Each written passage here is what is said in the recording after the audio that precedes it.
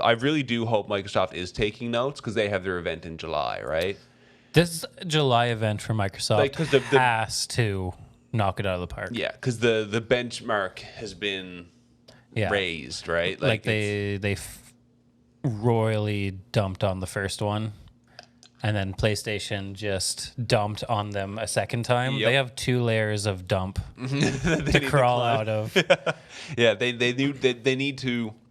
Like, I think Microsoft has to set the standard above what PlayStation just did. So I don't know how. I don't know if they have the first party titles to do it. Well, the ace up their sleeve is Halo. Halo is absolutely. You're right.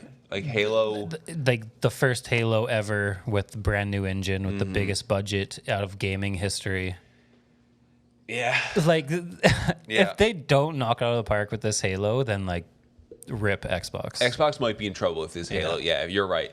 You're because like you're going to see like a Forza, right? You're going to see probably some kind of a Tomb Raider something, right? Yeah. There's a couple of like other smaller Xbox titles kind of things that you can see coming, but Halo is by far the big. Like Halo is bigger than everything that PlayStation showed. Yeah, like, I mean, Halo is be bigger. Halo is Xbox. Yes, Xbox absolutely. is Halo. Yes, 100%.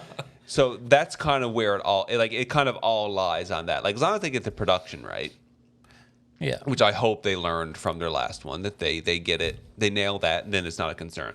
Then you can you could show 10, cool, whatever games, and then if the Halo thing is like. You know what I mean? Like, I can't even imagine what Twitter is going to be like if Halo is as good as we're hoping it's going to be. It's going to be unreal. And, like, I really do think Microsoft is going to announce some more, like, some titles that are single-player, good story-driven titles. Because that's where they're lacking. And that's why they, like, bombed last gen. Right. Yeah. I'm gonna say this gen is last gen now because we're in next gen now. Yeah. No. Fair enough. Yeah. And they lost last gen because they legit had no fun first player games. They didn't have first party titles that people would want to buy an Xbox or play on Xbox that are up to the Spider-Man, God of War, Last of Us, Horizon level. And they royally fucked up out of the gate with forcing online, like always online, always connect, blah blah blah blah blah blah. Yeah. Oh, by the way, it's actually not that, and we're gonna stop doing that now. Like, come on, dude. But you know, the dude that ran Xbox at that time is gone. It's Phil Spencer now, who I have a lot of faith in. He's the only reason why the Xbox is relevant nowadays, in my opinion. Right. And he's the guy in charge of the next one. And, you know. I hope, man. I hope. I can't wait for the day we come in to do this podcast after the Halo thing. Especially if it's good. Like, you're just going to be like a giddy kid at Christmas. Oh, dude, you're not going to shut me up. That's going to be my podcast. I'm not even showing up. I'm not even going to come here. I'll just let you take the whole thing. I'm going to have, like, 19 pages of notes after that event. I know, just deep analysis. deep analysis. Please don't just be a teaser. Please. I don't think they can. They can. Because it's supposed to come out this year, right? Mm-hmm. Like, I don't think they can show just like some CGI teaser. I think they have to show gameplay. It has to be. Like, they have to. gameplay. They need to follow in Sony's steps here and do first-party developer gameplay. Yeah. Yeah. Not third-party developer, quote-unquote, gameplay that's just 4 seconds of nothing. Yeah. No, I really think they do. And I hope so. I hope they blow PlayStation out of the water. And the only reason I hope that is because I like seeing competition outdo each other. Yeah. You know what I mean? It sets the bar higher and makes these people make better shit. Yeah. And I mean, the console wars have swapped every year. Yeah. And that's a good thing. 100%. Yeah. And like without that, then like if Sony wins this year again, and then Xbox dies, that's no incentive for PlayStation to be better next year. True, or next gen. Absolutely. The next gen, I should say. Next gen. So like if you're a PlayStation fanboy, pray that Xbox does really well. Otherwise, PlayStation will not get better in the future. Right. There's no incentive. There's no incentive. There's no won. competition. Yeah. And that's why, that's why I want PlayStation to be as good as it is, even though I play Xbox. Like, it's got to be good all around. Right. At the end of the day, we're all playing games. We all love games. Doesn't matter what you play on. Like, play the games you like. Just, I don't know what I'm talking about anymore. You just mean that each console being successful means that each console will also strive to be better. Yeah. And that's what we want. That's the whole point of competition, right? And we want, as consumers, want to benefit, and that's how we can benefit as consumers, is just by each console succeeding. Yeah.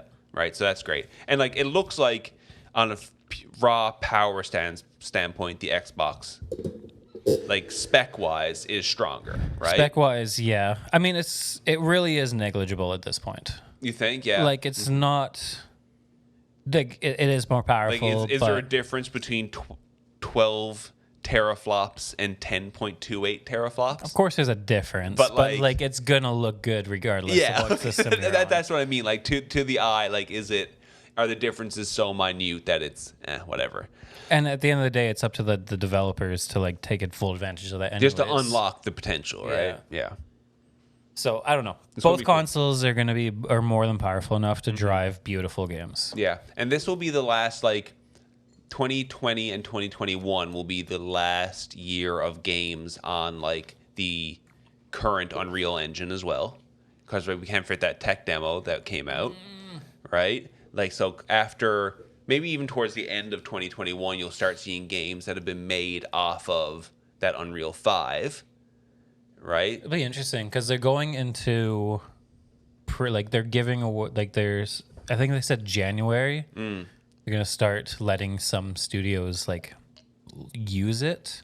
Okay. Now the question is, can studios port existing projects from like current Unreal I wish Engine I knew how that worked. into that? Like, if you have a project that's 30% complete, can you take that, put it into the new engine, and then just it's like getting a new iPhone. No, you'd have to like do the some work, obviously, but like, or it just might not be compatible at all, and you're like, oh, no, you're starting from the ground up. Yeah. So like, if there is a way to like port it over, and like there'd still be a lot of work, but it'd be a lot less work than starting from the ground up. Yeah.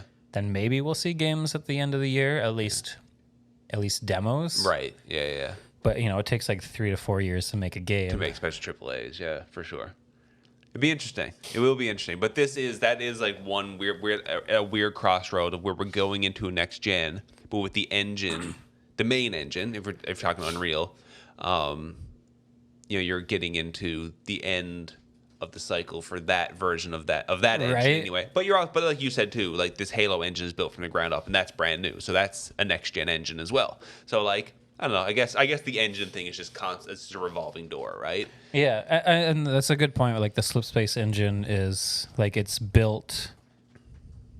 To my knowledge, it is the only like engine dedicated to like next gen. Like, okay. It was built for Halo Infinite, right? Which was going to be a next gen game, which since the beginning. I don't know if that means anything, or like, no idea. Well, because Halo Infinite is going to play on current gen anyways. Yeah, that's fair. Yeah. But like, there's definitely going to be that underlined like optimization for next gen, and you can just turn that down for the current gen. Well, and that's really what they do, isn't it? It's like playing on PC. It's just like the next gen will be on ultra graphics, whereas the current gen one will be on medium graphics. Yeah, exactly. So you just take away some of the anti-aliasing and the depth of field. You know what I mean? You take away a few things here and there, and now it's previous gen. But you need next gen stuff to run it on the ultra settings, which is, it has all the ray tracing and all that good stuff.